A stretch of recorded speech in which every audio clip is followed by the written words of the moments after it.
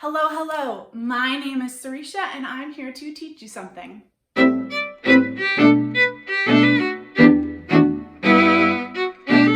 Today we are going to be doing some microwave cooking. I know that that is a fan favorite. We are going to be learning how to cook mac and cheese noodles in the microwave. You don't have to have the pre-made thing. You can just take what you have at home. This is a really easy, fast one, especially if you can't use the stove. And yeah, cook some mac and cheese in the microwave. I will tell you right now, cheese is one of my favorite things to eat. I am a vegetarian, I don't eat meat, but I love cheese, not vegan. I love cheese. Okay. But if you have been watching, which I hope that you've seen some of our other videos, but if you are new here, please hit that subscribe button, like, comment, whatever you want to see next. Every week here at Bridge, we do a word of the day that you can use in your everyday vocabulary. And so today's word is actually gingerly. Gingerly is an adverb and it's a manner marked by like care or delicacy. So, you know, if you were, for whatever reason, handling a small animal, you would want to do that gingerly. Or, you know, if you have a baby sibling and you're holding them gingerly, or even just, you know, wiping something off their face or whatever, you would be doing that gingerly. So those are a couple of ways that you can use the word gingerly in a sentence. So I already said a fun fact about me, so I won't make this too long, and we can get right into some microwave cooking.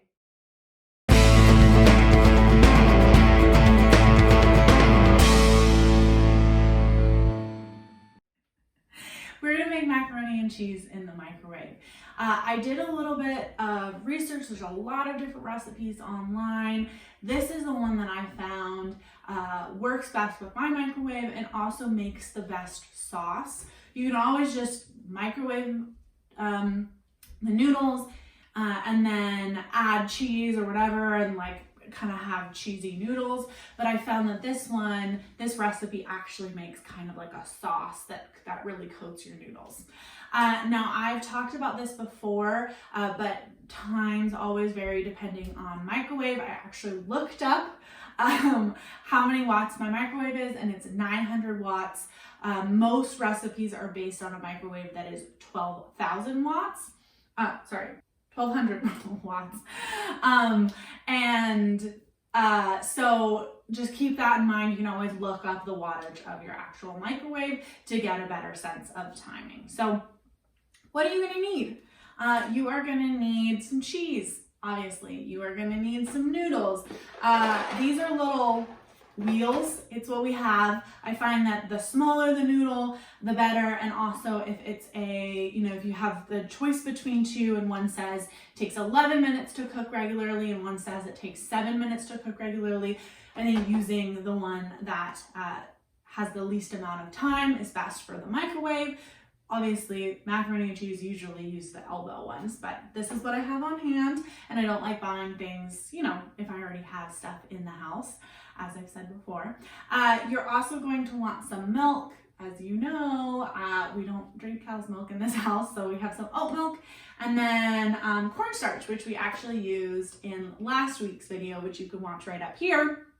And this will help with the sauce, and then salt and pepper, and then whatever else you want to add afterward, whether it be tomatoes, whether it be beans, whether it be leftover meat, whatever you want, ketchup, hot sauce, all of those things would be extras, but this is just the basic things that you need for this macaroni and cheese.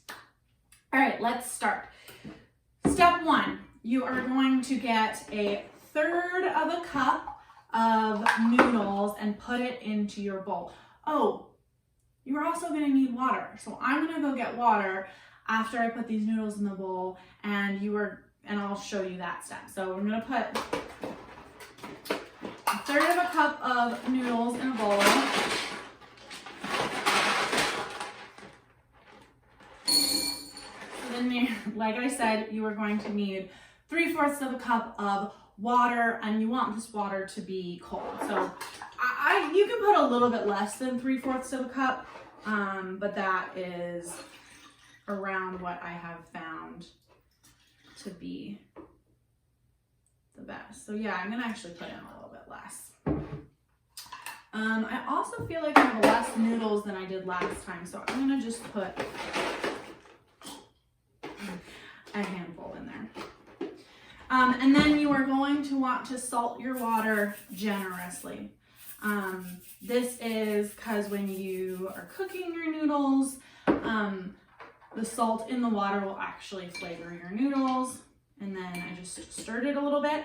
And what I have found in my microwave, again, that's 900 watts, is that about 6 minutes is good. They recommend about 3.5 minutes for a 1200 watt microwave. So again, always, you know, it depends on your microwave.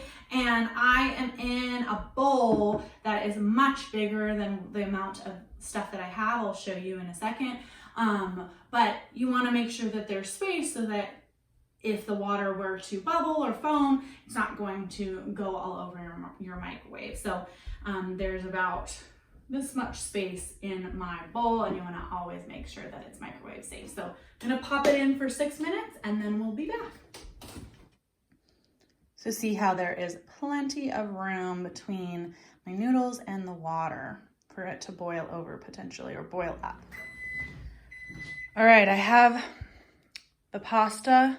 It is done. You can see that it is actually expanded, and I have a towel on because it's very hot. It's obviously been in the microwave for 6 minutes. And now you can either choose to get rid of this water and drain it out, or if you don't have milk, you can actually just keep this water and use it to make your sauce, because it has the starch of the pasta in it and it can help thicken. But I'm gonna do the regular recipe. I'm going to go drain this water, and then we will meet back and finish the rest of the mac and cheese. All right, the water has been drained from my bowl. Don't worry if you don't drain off the water. Like I said, the water has actually starch from the pasta, and so it can help actually thicken the sauce and make it more delicious. So anytime you're making pasta, even if it's on the stove, you can always save some of your pasta water, and it actually helps for the sauce to really get in with the noodles and be even more delicious. But the next step is to do 4 tablespoons of milk, 4 tablespoons of cheese. You can always do more if you want. This is sharp cheddar, but you can do any kind of cheddar. You can experiment with other types of cheese. You can add Parmesan at the end. And then you're gonna wanna do half a teaspoon. So half a teaspoon of cornstarch, which is really what helps thicken everything. And then salt and pepper to taste. So I am going to do 4 tablespoons of milk. And you can do less if you want your sauce to be a little thicker. There's always room to kind of play around, do something your own, especially when you're cooking. But it's good to know the basics of cooking before, you know, you do too much on your own. So then I'm going to do about 4 tablespoons of cheese. That should be about the whole bowl. Yep.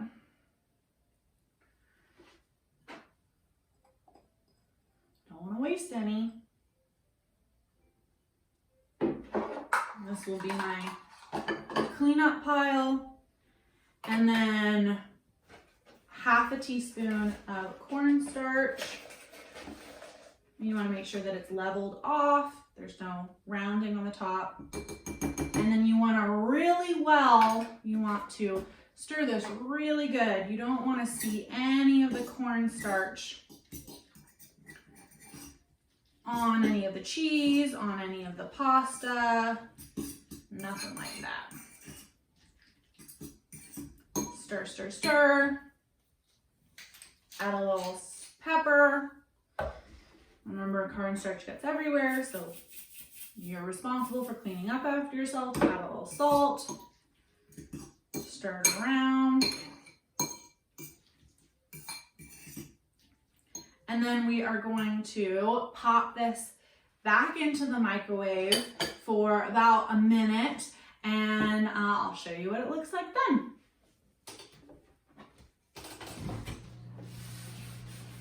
And you know, this is usually when I take the time to clean up what I don't need anymore.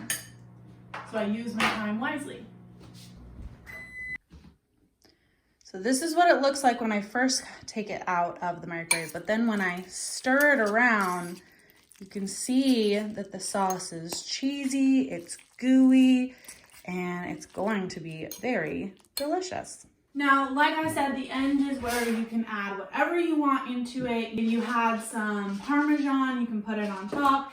If you really want to be super decadent, you can add a tiny bit of sour cream into this. It'll make your sauce even creamier. Add a little bit more pepper, add a little bit more salt once you taste it, which it's going to be hot. You can see it steaming right now. So definitely wait, let it cool off a little bit. So I'm not even gonna try this right now, but I know it's gonna be really delicious. I'm gonna do my outro and then I'm gonna eat it. And yeah, thank you for joining me to make some microwave mac and cheese. All right, I am really looking forward to eating that mac and cheese after we are finished up here.